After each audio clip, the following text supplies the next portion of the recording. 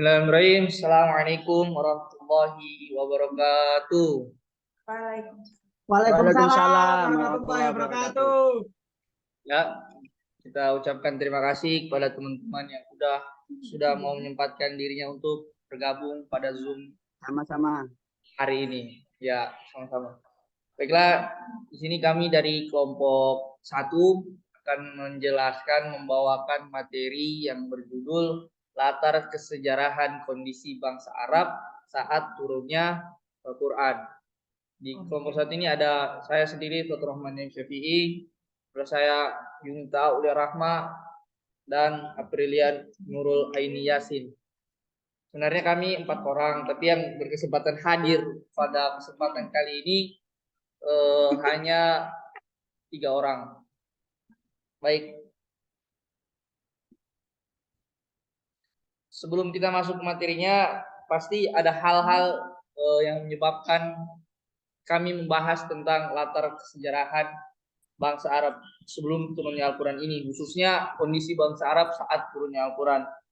Seperti yang kita ketahui, manusia itu sangat membutuhkan, kan kita sebagai manusia pasti jika ingin menjalani kehidupan ada butuh pedoman hidup, ada butuh yang namanya yang mengarahkan kita untuk hidup kita itu jadi lebih baik. Seperti cara kita, kan tubuh kita ini hanya dititipkan oleh Allah, dan cara penggunaan tubuh kita itu pasti ada panduannya. Seperti kalau kita ingin menggunakan laptop, memasak mie saja itu di bungkusan mie itu ada panduannya. Nah, kita sebagai manusia juga memiliki panduan, memiliki pedoman yang untuk kita pegang dan untuk menjalani kehidupan ini agar kita bisa bukan hanya bahagia di dunia, tapi bisa juga bahagia di akhirat.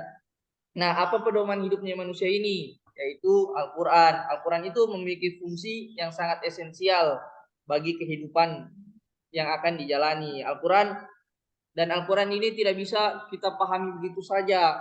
Seperti kita hanya baca artinya, baca terjemahannya, tidak bisa. Tapi kita memerlukan ilmu untuk mengkaji dan memahami makna-makna yang terkandung di dalam Al-Quran tersebut. Dan juga tidak bisa hanya dibaca saja.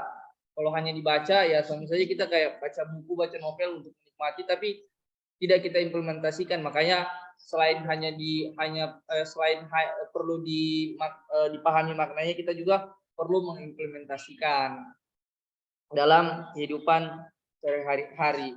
Nabi Muhammad saja itu hatam Al-Quran hanya sekali seumur hidup, tapi akhlaknya itu sudah seperti Al-Quran. Kenapa? Karena setiap satu ayat turun langsung dipraktekkan, satu ayat turun langsung dipraktekkan. Makanya sampai ada makalah dari Sayyidina Umar itu bilang katanya tidak apa-apa hatam Quran boleh, hafal Al-Quran boleh, tapi yang terpenting itu akhlak kita itu seperti akhlak Al-Quran. Nah, di sini kita akan membahas tentang apa sih tujuan eksistensi Al-Quran. Seperti yang ada dalam Al-Quran, surat Al-Baqarah ayat 185, yang bunyinya, Auzubillahi minasyaitonirrajim, Syahrul Ramadan alladzi unzila fihi Al-Quran, hudal linnas wa bayyinatin minal huda wal furqan. Yang artinya bulan Ramadan adalah bulan yang di dalamnya diturunkan Al-Quran sebagai petunjuk bagi manusia, dan penjelasan-penjelasan mengenai petunjuk itu serta pembeda antara hak dan yang batil. Nah, di sini sudah jelas, dari satu ayat ini saja sudah jelas tujuan Al-Quran diturunkan itu sebagai hudal linnas, petunjuk bagi manusia. Bukan hanya jadi petunjuk, tapi penjelasan-penjelasan mengenai petunjuk serta pembeda antara mana sih yang hak, yang benar, mana sih yang batil, yang tidak benar itu. Pada saat Al-Quran diturunkan, kondisi tata nilai masyarakat Arab saat itu sudah sedemikian runyamnya. Maka dari itu diperlukan sebuah kitab untuk mengarahkan dan meluruskan kondisi tatanan masyarakat Arab pada saat itu. Seperti yang kita ketahui kan, masyarakat Arab itu dikenal sebagai masyarakat yang jahiliyah. Tetapi jahiliyah yang dimaksud ini bukan mereka benar-benar bodoh, tapi mereka hanya bodoh dalam hal tentang ketuhanan. Kalau mereka bodoh dalam segala hal, mereka juga pintar berdagang, mereka pintar bercocok tanam. Pokoknya mereka masih bisa untuk mengurus kehidupan mereka. Tapi dalam hal ketuhanan ini, dalam hal tauhid, mereka masih sangat jahiliyah, sampai menyembah berhala, bukan hanya berhala, ada juga menyembah bulan bintang, menyembah roh-roh roh-roh nenek moyang mereka.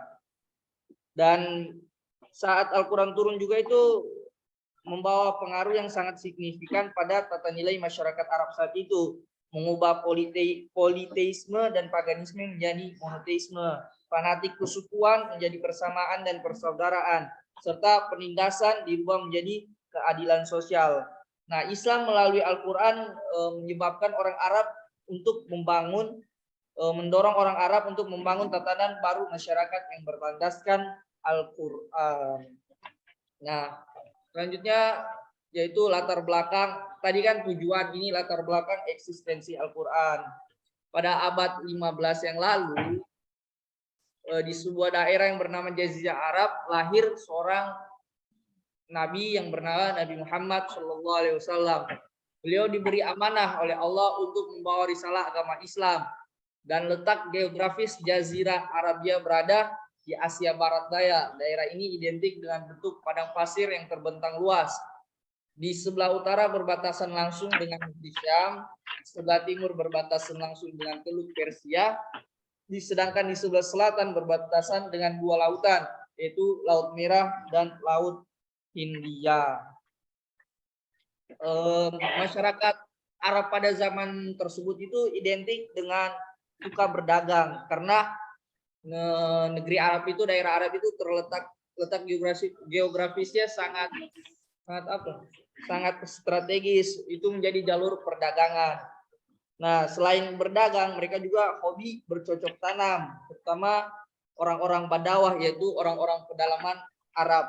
Mereka terdiri itu dari berbagai macam suku dan selalu berpindah-pindah tempat karena mereka selalu mencari tempat yang subur untuk didiami.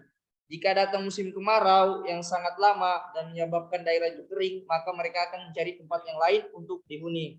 Tempat tinggal mereka adalah bukan rumah-rumah, bukan bangunan-bangunan mewah, tapi tenda-tenda khusus yang mereka buat untuk melindungi dirinya dari terik matahari. Dan jika mereka pindah itu, mereka membawa barang mereka dengan menggunakan onta. Dengan berbagai macam suku dan gemar berpindah tempat, orang-orang Badawah ini seringkali melakukan perang antar suku. Kenapa mereka sering perang? Karena seperti yang kita tahu kan, Jazirah Arab, daerah Arab itu sangat kering, terus masih sangat sulit lah kalau ingin bercocok tanam. Makanya sering terjadi perang karena mereka berperang itu untuk merebutkan wilayah yang mereka inginkan itu, wilayah yang subur, yang cocok untuk melakukan cocok tanam, yang tanahnya subur. Jadi perang di antara mereka itu menjadi hal yang sangat lazim, menjadi hal yang sudah lumrah, yang sudah biasa bagi mereka. Suku Quraisy juga terkenal, nah kan tadi orang-orang Badawah, di antara orang-orang Badawah ini kan terdiri dari berbagai macam suku. Ada suku yang paling terkenal namanya suku Quraisy. Suku Quraisy ini terkenal di antara berbagai macam suku-suku orang Badawah. Mereka terkenal dengan kehebatannya dalam berdagang. Selain itu, mereka juga memegang kekuasaan di Ka'bah karena mereka tinggal di kota Mekah. Sebelum Islam hadir, Ka'bah telah menjadi tempat penting karena setiap tahunnya orang-orang dari berbagai macam daerah Jazirah Arab yang dekat ataupun jauh datang ke Ka'bah minimal setahun sekali. Dari segi keyakinan, penduduk Arab bervariasi, akan tetapi di antara penduduk Makkah mayoritas mereka menganut paganisme. Apa itu paganisme? Yaitu menyembah berhala. Sedangkan sebagian besar orang-orang pedalaman, orang-orang Badawah, mayoritas menganut animisme. Apa itu animisme? Meyakini kekuatan alam, seperti menyembah bulan dan bintang, bahkan juga ada yang menyembah para leluhurnya. Penduduk Mekah lebih senang menyembah berhala sebagai Tuhan mereka.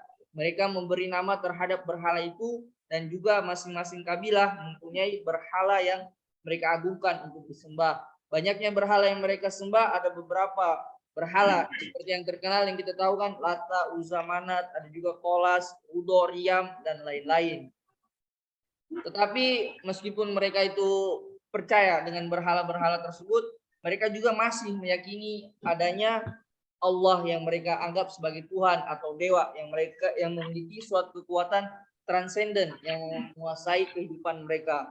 Berhala yang mereka sembah itu dianggap sebagai sarana yang bisa mengantarkan doa mereka pada Allah. Jadi mereka menyembah berhala ini itu sebagai kayak apa ya? Kalau kita itu kayak kita ziarah di makam wali, kita harap karena wali ini dekat sama Allah, jadi bisa menyampaikan langsung ke Allah. Nah, kalau mereka melalui berhala itu, mereka berharap bisa jadi sarana mengantarkan doa mereka kepada Allah. Terus sebelum Islam datang, sudah ada agama-agama yang mereka anut seperti Judaisme, Zoroaster, dan Kristen. Akan tetapi keyakinan ini kurang populer dan hanya sedikit masyarakat yang meyakininya. Dan pada saat sebelum Al-Quran turun, perempuan-perempuan pada zaman itu dipandang sebelah mata. Kenapa? Karena mereka itu dianggap lemah, yang mengakibatkan makanya ada pembunuhan kalau bayi perempuan baru lahir dikubur hidup. Jadi yang diutamakan itu laki-laki. Makanya muncul istilah patriarkal, keturunan garis laki-laki, masih sangat kental pada saat itu. Oleh karena itu Allah menurunkan Al-Quran melalui Nabi Muhammad untuk mengubah tradisi masyarakat Arab pada saat itu yang mana mereka masih sangat jahiliyah, bukan dalam hal kebodohan intelektual, namun kebodohan dalam menuntun hidupnya. Itu tadi latar belakang eksistensi Al-Quran. Selanjutnya yaitu ilmu-ilmu yang dimiliki oleh bangsa Arab yang akan dijelaskan oleh Saudari Yunis. Selanjutnya ilmu-ilmu yang dimiliki oleh bangsa Arab. Ilmu yang pesat dimiliki oleh bangsa Arab antara lain ilmu astronomi, klimatologi, dan catatan Al-Ansab. Bagi mereka ilmu-ilmu tersebut seperti ilmu perbintangan tidak bisa dikatakan sebagai disiplin ilmu yang mempunyai teori dan kaidah, tetapi hanya sekedar menjadi pengetahuan dasar saja.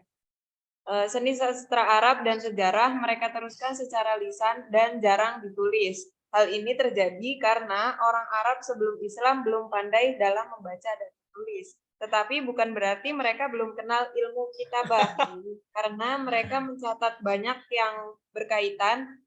hal yang berkaitan dengan kehidupan mereka sehari-hari. Bangsa Arab mempunyai kelebihan dan kekuatan menghafal. Hal ini berkaitan dengan kondisi alam, karakter, atau kepribadian orang Arab. Bangsa Arab seringkali menjadikan puisi atau syair sebagai objek utama untuk dihafal. Seorang penyair mempunyai kedudukan yang tinggi dalam bangsa Arab karena penyair membela dan mempertahankan kabilahnya melalui syair-syair. Beriringan dengan hal itu, penyair juga mengabadikan peristiwa-peristiwa atau kejadian-kejadian dengan syairnya.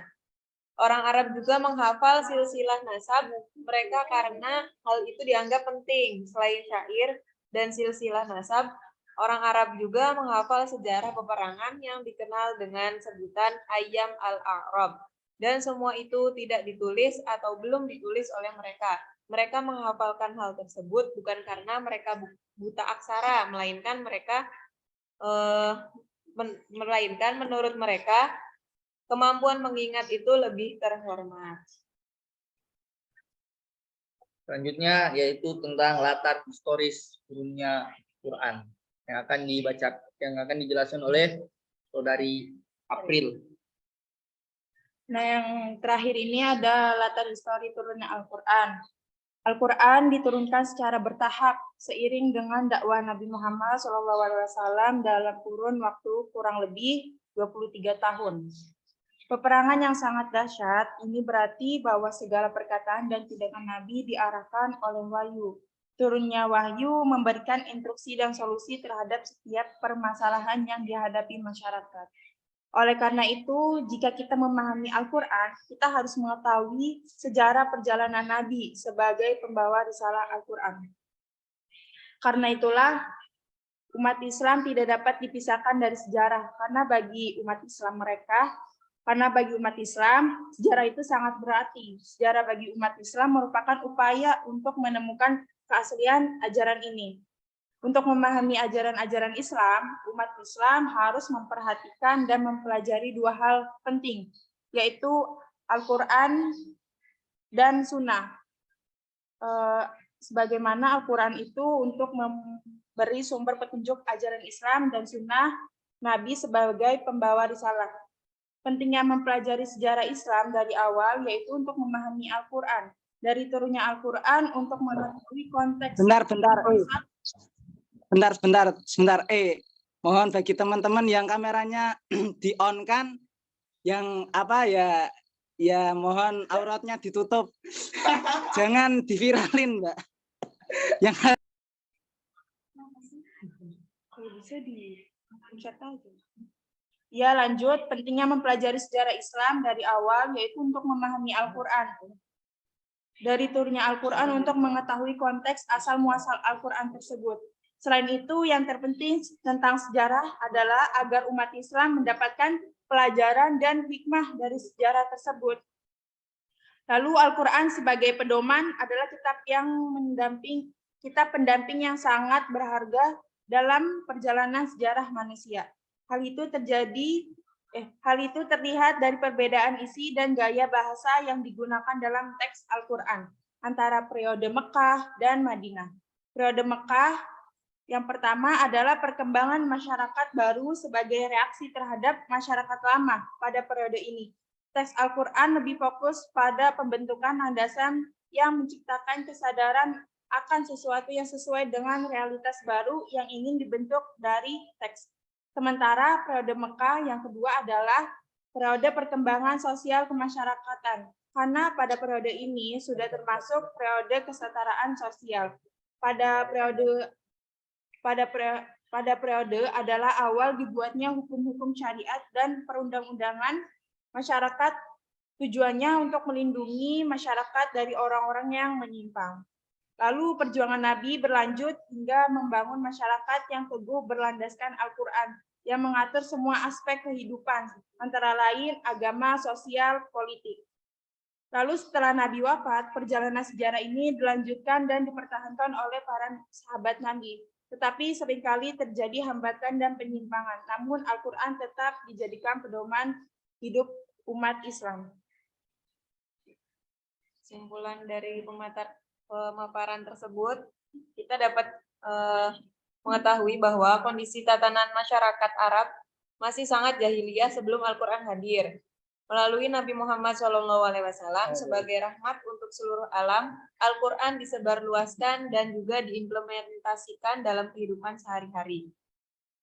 Ketimpangan sosial serta kekacauan-kekacauan akan selalu ada selama manusia ada.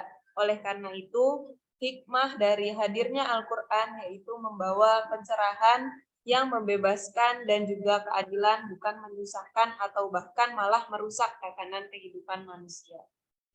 Jadi itulah presentasi dari kelompok 1 mengenai latar kesejarahan, yang lebih spesifik kondisi tatanan masyarakat Arab sebelum Al-Quran hadir. Mungkin dari teman-teman semua ada yang ingin ditanyakan? Guru-guru ini kono, Jadi berasa